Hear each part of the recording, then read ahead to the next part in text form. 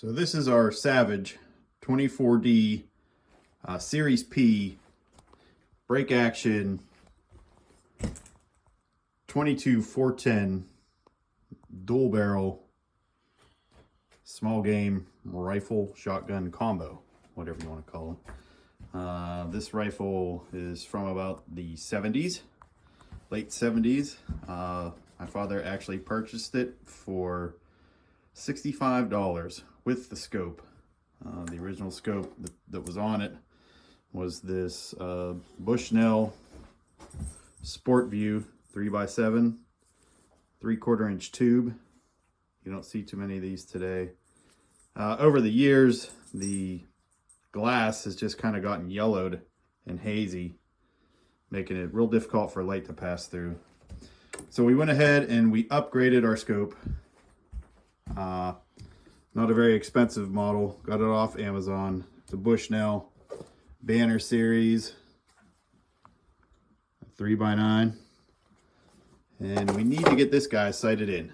So it's really cold today, but hopefully we get a few shots downrange and try and get this bad boy sighted in, because there's still a few weeks left of small game squirrel season. And it's a really cool little gun for kids to take, even adults. The way it works is it's a break action. You'll see that here.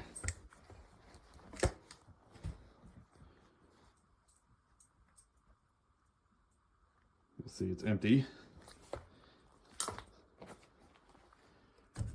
On the hammer itself, there's a selection button. Basically, whenever you cock the hammer, you can select it, whether you want to shoot the 410 barrel on the bottom or the 22 rimfire on the top. The hammer just cocks. No other real safety involved here, so you have to be careful when you have to thumb the hammer when you pull the trigger and come down slow. So we're gonna get that guy sighted in today, hopefully.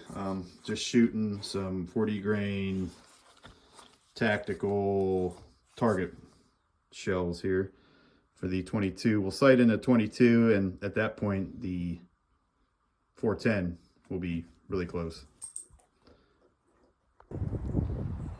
Okay, so set up on the range. Got the sighted target 35 yards down to the end of the range here. To be about the furthest distance I'd probably ever comfortably shoot this gun,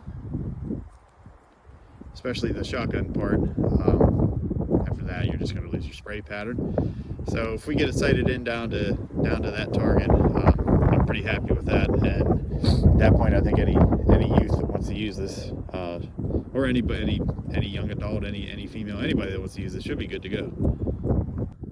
Okay, so first shot downrange, you can see it came in pretty low. Probably a good shoot, more than a foot low. So we'll start making our adjustments. Left to right doesn't look terrible. We'll work on elevation first. So on my third shot, I'm about 1.5 inches high and 1.5 inches to the left. So we're getting pretty close.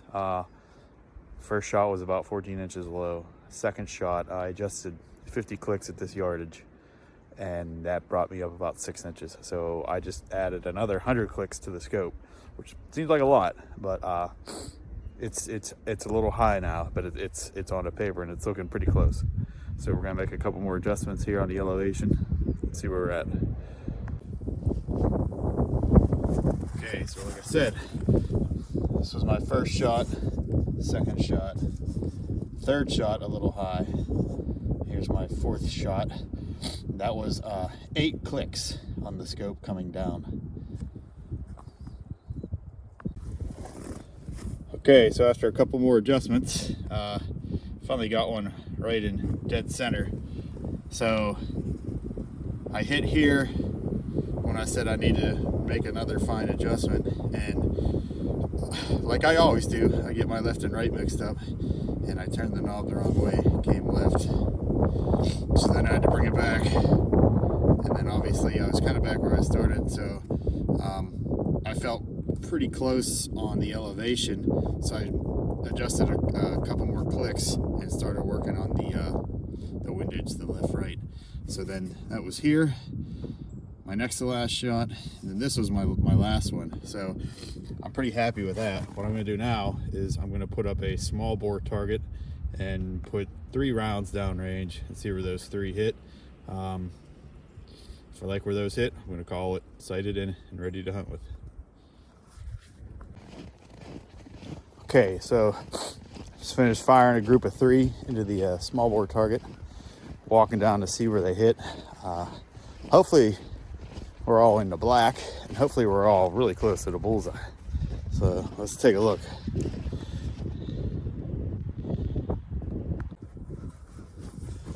So here's what we got. 2 right where I wanted them. Not too bad. Not sure what happened here. This one came off to the side. I've been struggling a little bit with the gun rest on top of the table. It's really icy, so the rest wants to slide all over the place on me. I'm hoping that's what happened here. I got these 2 pretty close. I'm going to call that acceptable for today because it's pretty cold out.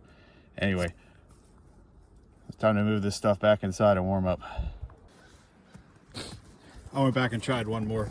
I couldn't let it go. That outlier was just bothering me a little bit. So as you can see from earlier, here we are. That looks pretty good. I'll take that for today. Like I said, it's cold. So we're heading in, get this gun back inside. So we're back inside warming up. We got the 24D sighted in pretty well out to 35 yards. I'm happy with that. I think that'll do us pretty well to get a squirrel, especially if we want to use the shotgun barrel. That should get us a good spray pattern well out to that distance. Just one more look at it. Before I started filming for sighting in, I realized that I had the scope mounted incorrectly at 90 degrees. When I took these caps off, I realized that.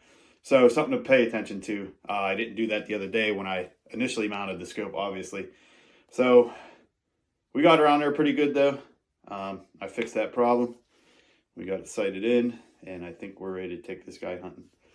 So I just want to show you real quick how the break action works.